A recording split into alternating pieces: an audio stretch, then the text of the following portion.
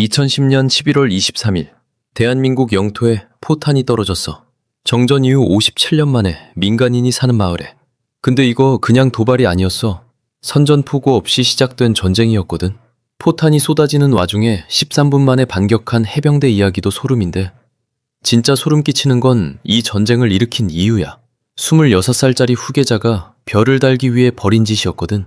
기록을 뒤져봤는데 이거 알면 진짜 분노가 치밀어.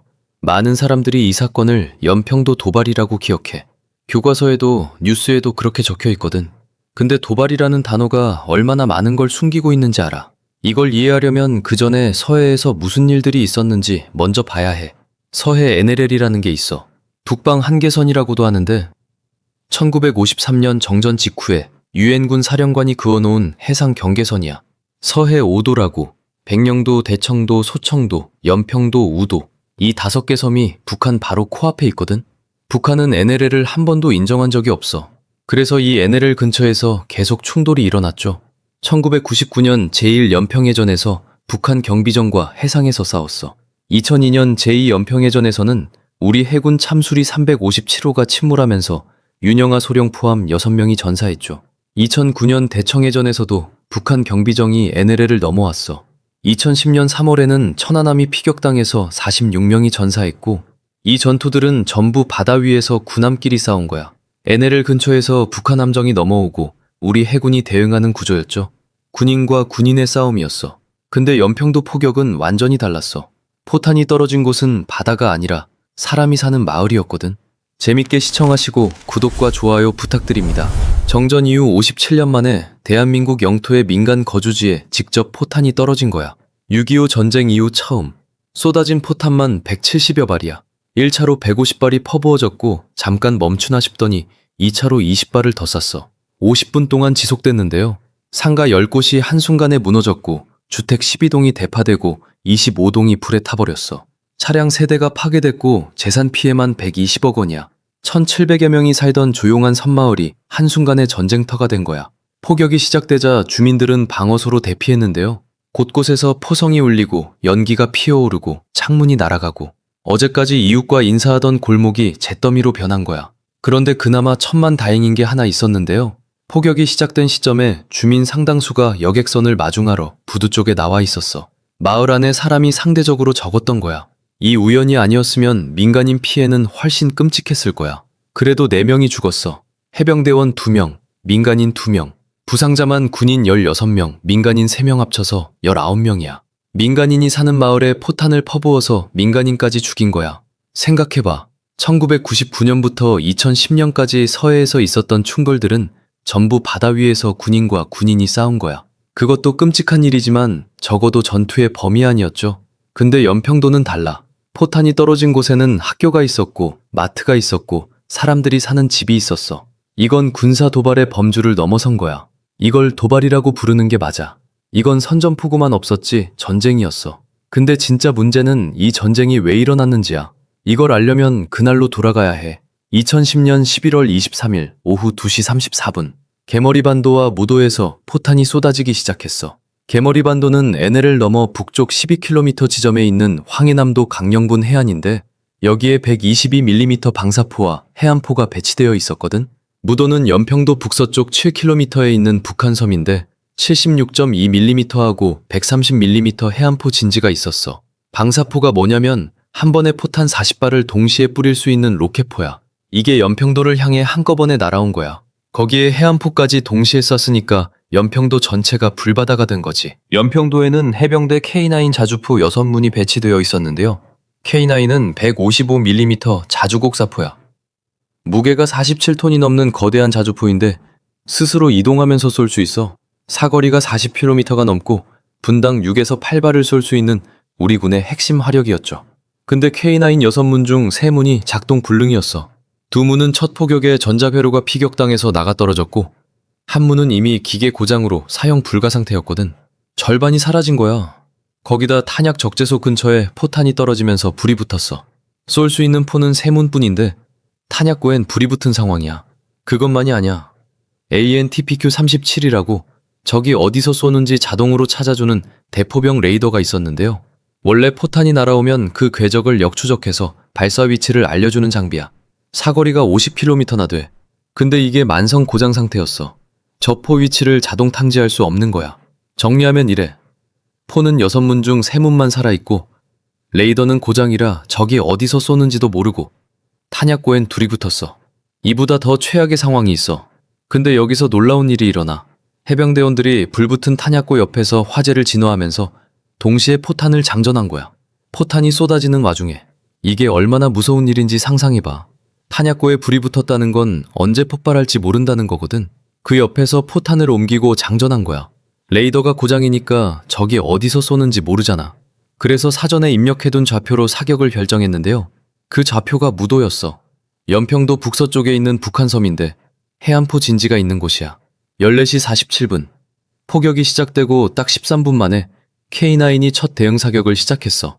군필자들은 알겠지만 포격을 당하는 상황에서 13분 만에 반격한다는 건 진짜 보통 일이 아니야.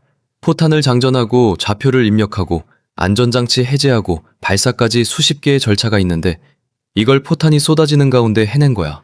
K9 한 문의 무게가 47톤이 넘어. 이 거대한 자주포를 조작하는데 최소 5명의 승무원이 필요한데 주변에서 폭발이 일어나는 상황에서 정확한 절차를 밟아야 하는 거야. K9이 총 80여 발을 쐈어. 무도에 50여 발, 개머리에 30여 발. 그런데 여기서 반전이 있어. 개머리 반도 방사포 부대는 포탄을 다 쏟아붓고 이미 도주한 뒤였거든. 근데 무도 해안포 진지는 아직 제자리에 있었어. 도주할 틈도 없이 K9 포탄이 쏟아진 거야. 결과가 어땠냐면 무도 포대가 전멸급 피해를 입었어. 군사 전문가들이 K9 탄착군을 분석했는데 카탈로그 재원보다 더 정밀했어. 탄착군이라는 건 발사한 포탄들이 떨어진 위치가 얼마나 모여 있는지를 보는 건데요. 양궁으로 치면 10점의 화살을 계속 꽂는 수준이었죠. 레이더가 고장나서 원래 목표가 아닌 곳을 쐈는데 그게 오히려 신의 한 수가 된 거야. 나중에 탈북자가 증언한 걸 보면 북한 쪽 피해가 상당했어. 2012년 3월 RFA 자유아시아 방송에 따르면 북한군 사망 10명, 부상 30명. 북한 4군단 소속 출신 탈북자의 증언이야. 병원이 아수라장이었다고 하죠. 그리고 공군도 움직였어. 포격 직후 수원기지에서 F-15K 전투기가 긴급 발진했거든. KF-16도 함께 출격했어. 만약 포격이 계속됐으면 정밀 폭격으로 북한 진지를 완전히 날려버릴 태세였던 거야. 북한도 이걸 알고 있었기 때문에 2차 포격 20발 이후 더 이상 쏘지 못했다는 분석도 있어. 대로받고 말로 줬어. 포 절반이 박살나고 레이더도 고장나고 탄약고엔 불까지 붙었는데 13분 만에 반격해서 적포대를 전멸시킨 거야. 이 교전 이후 북한군 사기가 크게 꺾였다는 증언이 있어. 탈북자에 따르면 전쟁 나면 남한에 이길 수가 없다는 인식이 일선 병사들 사이에 파섰다고 하죠. 그런데 여기서 소름 끼치는 게 이 전쟁을 일으킨 건 군사적 판단이 아니었어. 그래서 왜 썼냐고. 이 질문의 답은 포격 56일 전으로 거슬러 올라가. 2010년 9월 28일 북한 제3차 노동당 대표자회에서 한 사람이 세상의 모습을 드러냈어. 김정은. 그 전날인 9월 27일에 조선인민군 대장으로 임명됐고 다음날 당 중앙군사위원회 부위원장으로 선출된 거야. 하루 만에 군의 2인자가 된 거지. 나이 겨우 26살. 기록에 따르면 북한 군부 내에서는 저 젊은 애가 뭘 알아? 라는 시선이 팽배했어. 탈북자들의 증언이 일치하는 부분이야. 수십 년간 전쟁을 준비해온 60, 70대 장성들 입장에서 생각해봐. 26살짜리 애송이가 하루아침에 자기들 위에 앉았는데 순순히 따르겠어? 김정일은 이걸 알고 있었어. 자기도 군사적 경력 없이 장군님이라 불리는 컴플렉스가 있었는데 그걸 아들한테까지 물려주고 싶지 않았던 거야. 그래서 아들에게 군사적 업적이 필요했어. 근데 김정은이 김일성 군사종합대학에서 5년 동안 포병을 전공했거든. 김정일이 이 점을 이용한 거야. 탈북자 증언에 따르면 네가 포병 전공을 했으니까 포병 한번 살려봐라 라는 지시가 내려왔어. 후계자의 전공 분야로 군부의 실력을 보여주라는 의미였죠. 즉 연평도 포격은 김정은이 군부 장성들한테 나는 실전 경험이 있는 지휘관이라는 이미지를 만들기 위한 이벤트였던 거야. 그리고 일본 아사히 신문이 2010년 12월 1일에 보도한 바에 따르면 11월 초에 김정은의 이름으로 적의 도발 행위에 언제라도 반격할 수 있는 태세를 갖추라는 지령이 북한군 간부들에게 하달됐어. 이게 포격 최소 2, 3주 전이야. 즉흥이 아니었어. 계획적 도발의 증거를 하나씩 봐. 첫째로 방사포는 발사 후 포구 정비에 하루 이상이 걸려. 사전에 정비가 끝나 있지 않으면 즉흥 발사가 불가능해. 둘째로 북한군은 미군 정찰 위성 통과 시간을 파악하고 있었어. 오후 2시와 5시 반에 위성이 지나가는데 그 시간에는 일체 움직이지 않았거든. 야간에 차량에 방수포를 씌우고 이동했고 주간에는 폐가나 농가 뒤에 장비를 숨겼어. 셋째로 결정적인 게 있어. 방사포 부대를 연평도 대응 사격 예상 타격 구역 밖에 배치했어. 우리가 반격할 거라는 걸 미리 알고 포대 위치를 사각지대에 숨긴 거야. 실제로 아까 봤지? 개머리반도 방사포 부대는 포탄 다 쏟아붓고 바로 도주했잖아. 포격 당일에도 명분을 만들어놨어. 11월 23일은 한국군이 호국 훈련을 하면서 연평도 인근 NLL 이남 해상에서 포사격 훈련을 실시한 날이었거든. 북한은 우리 영해에 대한 도발이라고 규정하면서 이걸 공격의 구실로 삼은 거야. 훈련은 NLL 이남에서 남서쪽 해상을 향해 쏜 통상적인 훈련이었는데 북한은 기다렸다는 듯이 포격을 시작했어. 더 소름 끼치는 건 타이밍이야. 2010년은 북한이 미쳐 날뛴 해였어. 3월 26일 천안함 피격으로 46명이 전사했잖아. 그로부터 불과 8개월 만에 연평도 포격이 일어난 거야. 한 해에 2번이나 대한민국 군인이 북한에 의해 죽은 거야. 이건 우연이 아니야. 2010년은 김정은 세습을 위한 전략적 도발 집중연도였어. 후계자 발표 56일 후에 민간인이 사는 마을에 170발의 포탄을 쏟아부은 거야. 26살짜리 후계자가 군부의 자기 존재를 증명하기 위해서. 이건 군사적 판단이 아니라 정치적 축포였어. 근데 이 축포의 대가를 치른 건 26살짜리 후계자가 아니었어. 그날 연평도에는 휴가를 나가려던 한 병사가 있었어. 서정우 병장. 말년이었어. 미루고 미루던 휴가를 드디어 잡은 날이었거든. 서정우 병장은 연평도 해병대에서 복무하고 있었어. 서해 최전방이야. 매일 북한 해안포를 바라보면서 근무하는 곳이었는데요. 그날은 드디어 본토로 가는 날이었어. 선착장에서 배를 기다리고 있었죠. 오후 2시 34분. 포탄이 쏟아지기 시작했어. 바로 그 순간에 선착장에서 배를 기다리던 서정우 병장의 머리 위로 포탄이 날아온 거야. 서정우 병장은 배를 포기했어. 휴가를 포기한 거야. 돌아섰어. 부대를 향해 뛰기 시작했어. 방공호까지 300m. 포탄이 쏟아지는 가운데 그 300m를 뛰었어. 300m를 채우지 못했어.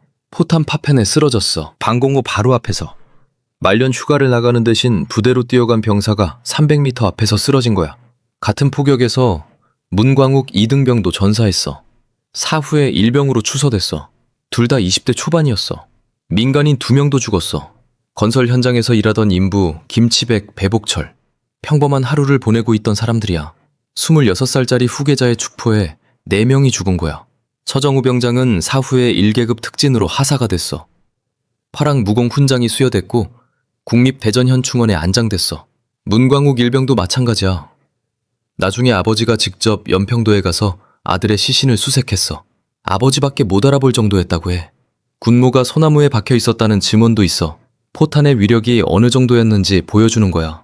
싸이월드에는 친구들이 글을 남겼어. 너 무사한 거지? 하고. 답은 오지 않았어. 영원히. 포격 이후 연평도 주민들의 삶도 완전히 달라졌어. PTSD 치료를 받은 주민만 58명이야. 포소리만 들어도 몸이 얼어붙는다는 증언이 나왔고 어떤 주민들은 섬을 떠나서 돌아오지 못했어. 1700명이 살던 마을 공동체가 산산이 부서진 거야. 이 전쟁을 일으킨 26살짜리 후계자는 지금 핵을 가지고 있어. 2010년에는 포탄이었는데 지금은 핵이야. 그 사이에 6차례의 핵실험과 수십 발의 미사일 발사가 있었어. 연평도에 포탄을 쏟아부어서 별을 단 그 후계자가 이제는 대륙간 탄도미사일을 쏘고 있는 거야. 4명이 죽고 19명이 다치고 120억 원이 날아간 그날을 우리는 도발이라는 세 글자로 기억하고 있었어. 근데 이건 도발이 아니야. 선전포고 없이 시작된 전쟁이었어. 한 병사가 300m를 채우지 못하고 쓰러진 전쟁이었어. 26살짜리 후계자의 축포에 평범한 사람들이 죽어간 전쟁이었어.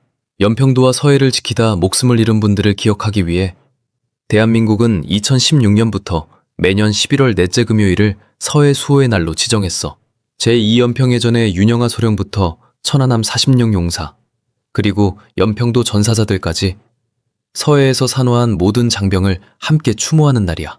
서정우 하사, 문광욱 일병, 그리고 민간인 김치백, 배복철, 이 4사람의 이름을 기억하자. 300m를 채우지 못하고 쓰러진 그 병사를 기억하자. 그날을 잊지 말자.